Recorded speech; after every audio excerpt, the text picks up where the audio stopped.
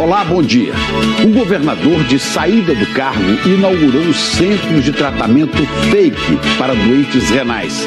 Só que um dia depois, os equipamentos sumiram e as obras recomeçaram. O governador que participou da cerimônia se despediu do cargo para se candidatar ao Senado nas próximas eleições. E você vai ver também que 2 amigos de longa data do presidente Temer viram réus no inquérito que investiga pagamento de propina ao MDB. O ministro Marco Aurélio diz que vai propor amanhã ao plenário do Supremo reabrir a discussão sobre a prisão de condenados em segunda instância. A Miriam Leitão explica os sinais trocados da economia. Analistas brasileiros reduziram a previsão de crescimento. Já uma das maiores agências de classificação de risco melhorou a perspectiva do Brasil. Apenas 30% dos contribuintes enviaram a declaração do imposto de renda. O prazo termina em 20 dias e o Bom Dia vai mostrar as mudanças no formulário deste ano. O Unicef lança um alerta contra um recorde assustador da violência no Brasil. 10 mil adolescentes são assassinados por ano, número que só não é maior do que em países em guerra. A Justiça do Pará manda a Hidroalunorte depositar 150 milhões de reais para compensar danos provocados por um vazamento na refinaria. Num laudo divulgado ontem, a empresa negou ter contaminado rios da região. O presidente americano ameaça usar a força nas próximas horas em resposta ao ataque com armas químicas atribuído ao governo da Síria. O criador do Facebook, Mark Zuckerberg, vai depor hoje no Congresso dos Estados Unidos. Ele admitiu que falhou na segurança das informações pessoais e pediu desculpas aos usuários da rede social. São estes os nossos destaques. E hoje é terça-feira, já 10 de abril. Bom Dia Brasil está começando. Terminou na semana passada o prazo para ministros e governadores que pretendam se candidatar a eleições deste ano deixem seus cargos. E um dia antes de se licenciar para concorrer ao Senado, o então governador de Sergipe inaugurou uma unidade de atendimento para pacientes com problemas renais. Parece bom, né, Ana? Só parece, né? O governador Jackson Barreto, do MDB, foi lá, cortou a faixa, mostrou os equipamentos novos, deu entrevista, só que no dia seguinte foi tudo desmontado. Dá uma olhada na reportagem da Carla Suzane. Pacientes com problemas renais que chegam hoje ao maior hospital público de Sergipe dão de cara com muita poeira e quebra-quebra. Nós creditamos a esse centro uma obra de grande importância para o renal crônico sergipano, uma obra que vai melhorar muito a qualidade de vida dos renais. Mas a gente chegou lá e o que viu foi uma sala vazia, diferente do dia anterior. A sala onde deveria estar funcionando um centro de nefrologia foi inaugurada quinta-feira passada. A promessa era que haveria 16 máquinas de hemodiálise e uma enfermaria com 35 leitos. Toda a estrutura foi divulgada numa solenidade de inauguração com direito à faixa e protocolo oficial, conduzida pelo então governador de Sergipe, Jackson Barreto, do MDB. Com a nova ala, a capacidade de atendimento iria dobrar, segundo o governador. Você duplica a capacidade de atendimento, fazendo diminuir o sofrimento e a humilhação dessas pessoas, os nossos irmãos mais humildes que precisam do tratamento do SUS. Um dia depois do anúncio, o governador deixou o cargo para concorrer ao Senado. E foi o que bastou para o tão anunciado centro de nefrologia ser desmontado. Tudo aqui está inacabado, desde a parte elétrica à própria estrutura dos leitos. Este setor é onde ficam as máquinas de hemodiálise, que estavam aqui no dia da inauguração. E hoje, olha só, bem diferente daquele dia. O desmonte chamou a atenção do Ministério Público Estadual. Cobranças serão feitas? Com certeza. O próprio fato do Ministério Público estar aqui fiscalizando já é uma cobrança. Vamos notificar para verificar o que está acontecendo e adotar as providências, certo, cabíveis. O hospital é o único da rede pública estadual com uma unidade de emergência para os pacientes renais. E, por isso, a ala está sempre lotada.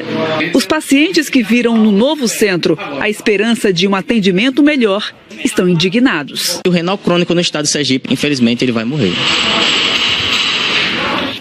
Quando a gente acha que já viu de tudo, hein, Ana? Inacreditável, né? Será que não pensou nem em disfarçar um pouco melhor? No dia seguinte já tirou tudo, achou que ninguém ia perceber, que ninguém ia notar? É muita cara de pau. É pior do que usar isso em campanha, né? Agora vão correr lá atrás, ver se recupera o prejuízo, né, político. Em reunião com o atual governador Belivaldo Chagas, que é do PSD, e o secretário de Saúde de Sergipe, ficou acertado que esse centro de nefrologia deve começar a funcionar no máximo no dia 20 deste mês. Vamos acompanhar isso.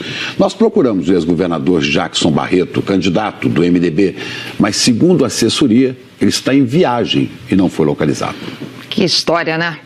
Dá uma olhada agora nesse número assustador. Quase 30 adolescentes são assassinados por dia nas periferias pelo Brasil afora. Esse levantamento é do Unicef, o Fundo das Nações Unidas para a Infância e Adolescência, que está fazendo um alerta. Vamos lá para Brasília? A Juliana Morrone tem mais detalhes dessa história. Juliana, bom dia. Isso simula a rotina de medo, né? De que famílias convivem diariamente com essa violência. Oi, Ana Paula, bom dia Chico, bom dia a todos. Ana, eles estão fazendo, o Unicef está fazendo um jogo bem interessante, montou uma sala, uma espécie de sala sem saída. É um jogo que faz com que as pessoas entrem num lugar, nesse chamado quarto sem saída, e aí eles se dão conta de como é difícil escapar da violência quando se é um jovem, um morador de uma favela, de uma comunidade pobre. É um jogo de fuga. 4 pessoas são colocadas dentro deste cenário que simula uma casa na favela. O grupo tem 30 minutos para escapar porque o lugar oferece risco. O desafio das participantes é juntar as pistas no ambiente para encontrar as chaves. Enquanto isso, são expostas a situações tensas, como tiros pela janela e a visita surpresa de bandidos enviados por um traficante.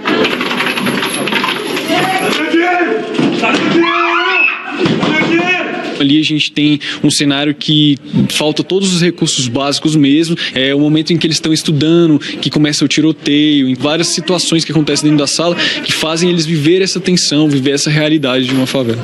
É preciso resolver problemas de matemática em meio à tensão com os tiros, o barulho das crianças chorando. As situações foram montadas a partir de pesquisas e estudos feitos pelo Unicef no Brasil sobre a realidade em comunidades com baixos indicadores sociais. Dados do Unicef mostram que 29 adolescentes são assassinados por dia no Brasil. O objetivo aqui é fazer com que as pessoas sintam na pele como é difícil escapar da violência e da dura realidade quando se vive em uma comunidade na periferia. Compreender o quanto é injusto a vida de um adolescente na periferia. O fato de você ser menino aumenta em 12 vezes o seu risco de ser vítima de um homicídio. E você, um adolescente negro, aumenta em 3 vezes esse risco. Segundo o Unicef, 10 mil adolescentes são assassinados no Brasil por ano. Com exceção de países em guerra, como Síria e Afeganistão, em números absolutos, o Brasil tem a maior quantidade de assassinatos de jovens do mundo. A gente percebe que todo aquele investimento que a gente fez nas crianças pequenas, ele é perdido na segunda década de vida. Então, essa campanha é um alerta para dizer que aquela criança, ela foi salva na infância, mas ela precisa novamente ter uma janela de oportunidade na adolescência. Ao conseguir se livrar da sala e da tensão, os participantes ainda assistem a um vídeo com uma história real. O relato de uma mãe do Ceará que conta como perdeu o filho. Diz que escutou os tiros de casa. A experiência comove jovens que não estão nesta realidade. Uma coisa que eu senti foi que a gente estava sozinho, ninguém ia vir me ajudar. Quando entrou alguém, a gente correu pro banheiro, dá aquele desespero, tipo, ninguém vai vir. E, por exemplo, eu não sinto isso na minha casa. E eu percebi que acontece isso aqui. O Unicef grava as reações depois do jogo, os olhares, para uma campanha que vai ser divulgada na internet e outros meios de comunicação. Quem participa vai embora com uma lição. Pessoas que realmente querem estudar, querem trabalhar e estão ali na periferia pelo fato de não ter uma condição melhor de sair dali. Quem entra no quarto sem saída tem meia hora para jogar. O Unicef está gravando essas imagens para registrar a reação das pessoas, depois mostrar na campanha contra a violência. Infelizmente, esse cenário é vida real para muita gente, né, Ana, Chico? Pois é bom que os jovens, todos os jovens existem, né? Jovem é um momento generoso em geral da vida e que se preocupe com isso, é uma causa para a juventude brasileira, sim. Imagina, enquanto a gente faz esse jornal, mais de 2 jovens serão assassinados no Brasil. Quanta gente não está passando por essa rotina de medo, né?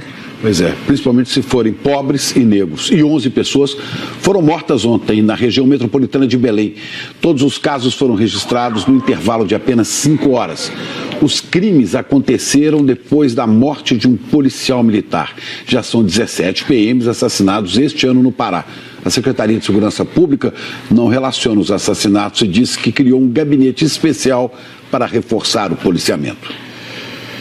Vamos falar agora de economia? O brasileiro está empreendendo cada vez mais. A aposta da vez são os negócios de garagem. O Rodrigo Bocardi fala mais sobre isso pra gente. Oi, Rodrigo, bom dia. Dá para começar ali aos poucos e ir aumentando? Tem aquela história básica, né? Primeiramente, um bom dia a todos. Dia. É importante estudar bem o tipo de negócio antes de investir. O repórter Alberto Gaspar visitou vários negócios que funcionam em garagens de casas e conversou com pessoas que também estão buscando um caminho seguro para trabalhar por conta própria. Corredores congestionados, filas e mais filas. Tudo isso é vontade de empreender? Os organizadores da feira dizem que sim. 80% dos visitantes ainda não têm um negócio próprio. Sim, eu vim ver para saber porque eu quero abrir uma empresa.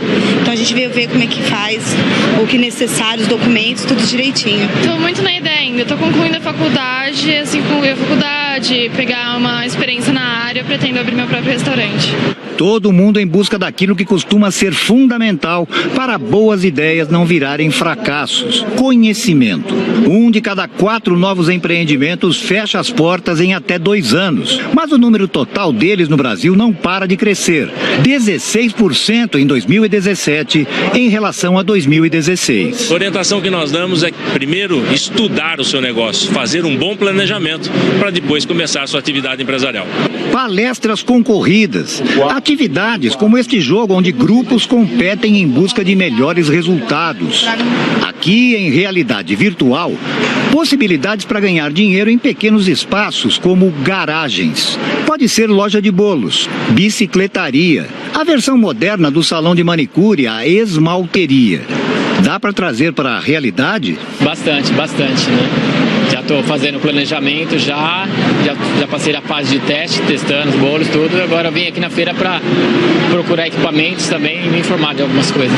Esses negócios de garagem são mesmo uma realidade aqui em São Paulo. Numa rua como essa, basicamente residencial, é possível encontrar vários, nem sempre abertos pelos próprios donos das casas. Espaços pequenos, mas que podem ser úteis, são disputados. O Cláudio alugou a garagem onde montou uma hamburgueria. Mas cozinhar bem não é tudo. Ele é técnico de informática, largou um emprego de muitos anos. Mas agora a antiga profissão ajuda a administrar o negócio. Ele criou um sistema próprio. É um sistema que registra todo tipo de ação da empresa, né? Desde do investimento na matéria-prima até a saída para o cliente, até estoque, fornecedor, né? Tudo. Eu fui inspirado, eu fui puxado por alguma coisa a fazer isso e estou muito feliz. Dona Silvia aproveitou o espaço da própria casa para montar o barzinho há 4 meses. Auxiliar de enfermagem aposentada, investiu uns R$10 mil. A aposentadoria ficou muito pouco, então eu falei, vou investir na minha casa mesmo, assim eu não pago aluguel, né? Segundo o Sebrae, alguns dos segmentos de microempreendedores individuais que mais cresceram em 2016 até 2017 foram cabeleireiro, manicure e pedicure, comércio varejista com artigos do vestuário e acessórios e as obras de alvenaria. Chico e Ana. Pois é, Rodrigo, a gente vê, né, que o brasileiro está correndo atrás, só que a economia está dando sinais de que está perdendo fôlego, diminuindo o ritmo de crescimento. O dólar subiu e teve a maior alta desde 2016. Olha aí. Chegou a R$ 3,42 e também ontem analistas do mercado financeiro reduziram a previsão de crescimento. Veja só, o repórter Roberto Paiva explica melhor para a gente o que está provocando isso. O ritmo da recuperação da economia é mais lento do que muitos economistas projetavam. Analistas do mercado financeiro ouvidos pelo Banco Central têm baixado a previsão de crescimento este ano para o Produto Interno Bruto, que é a soma de todos os bens e serviços produzidos no país. Há um mês, a expectativa era de um crescimento de 2,87% do PIB. Há uma semana, 2,84%. E agora, 2,80%. Para os economistas ouvidos pelo Bom Dia Brasil, essa revisão para baixo do PIB está relacionada à incerteza eleitoral, o que acaba afastando investidores, e também ao fraco desempenho da economia este ano, que está abaixo daquilo que era esperado pelo mercado. Esperava-se um crescimento maior, principalmente na virada de ano, e a gente está vendo uma economia crescendo, que a gente chamaria, digamos assim, como patinando ainda, crescendo menos do que se imaginava. Este economista aponta outros motivos para a revisão do PIB. O efeito da queda de juros ainda não foi sentido completamente pela produção real. E um segundo efeito é que, embora o crédito às famílias tenha melhorado, a gente viu uma taxa de serviço, principalmente dos últimos dados, vinha abaixo do esperado, e isso fez todo mundo colocar